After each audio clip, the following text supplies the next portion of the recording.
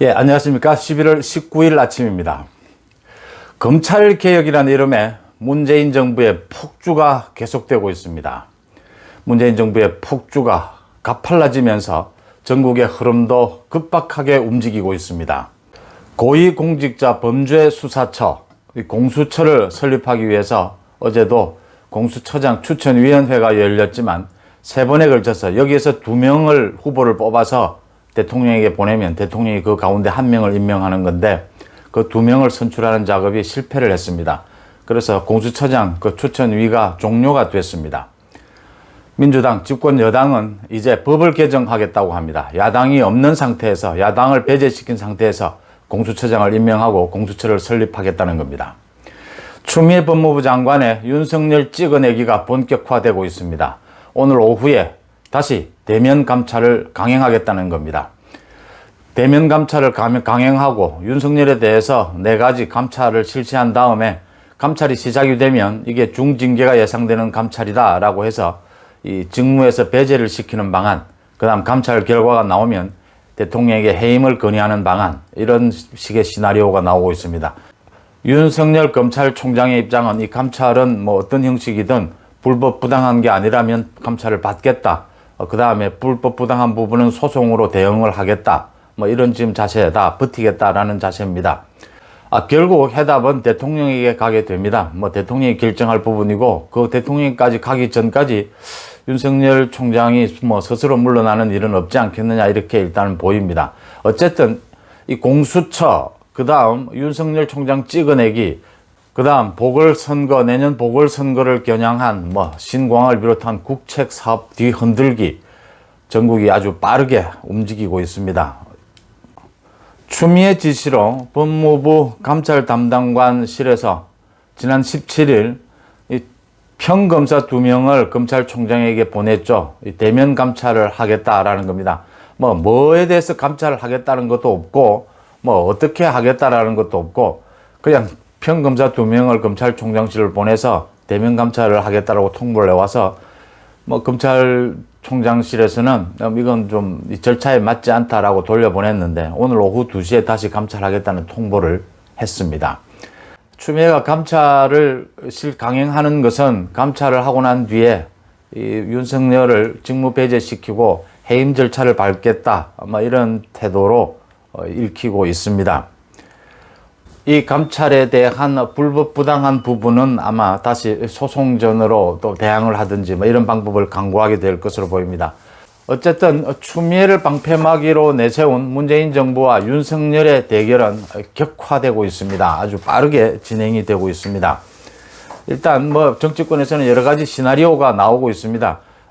윤석열을 해임한 뒤에 추미애도 물러나는 식의 시나리오, 또는 뭐 추미애는 공수처 설립까지 그대로 있는 방법, 또 윤석열을 해임하는 절차까지 가는데도 직무배제 해임까지 가는데도 시간이 필요하기 때문에 일단 상황을 좀 지켜봐야 될 부분이다 이렇게 보입니다.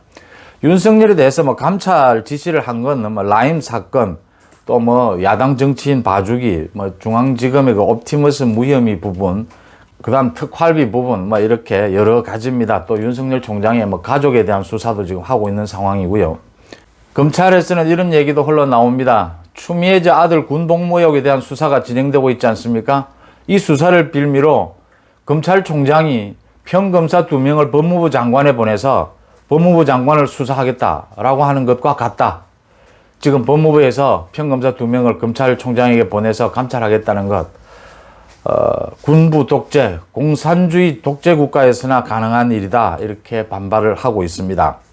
또 공수처, 고위공직자 범죄수사처 설립에 관한 부분입니다.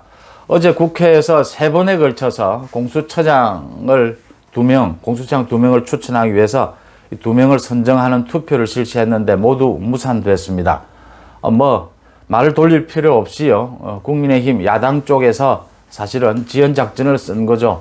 그래서 7명이 지금 투표를 하는데 6표가 나와야 하는데 6표가 나오지 못하고 5표 나오는 데서 모두 거쳤습니다. 불발이 됐습니다. 그러니까 어제로 공수처장 후보 추천위는 종료가 됐습니다. 종료를 의결을 했습니다.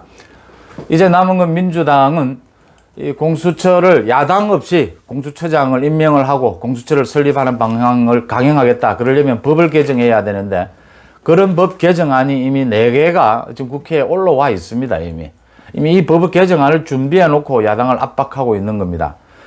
그러니까 다음 달에 국회가 열리니까 다음 달 2일부터 그때 준비를 해서 법을 개정하고 올해 안으로 공수처를 만들겠다라는 겁니다. 공수처장을. 야당은 뭐 깡패 정치냐, 이건 뭐 독재국가에서나 볼 수 있는 일이다라고 반발을 하고 있습니다.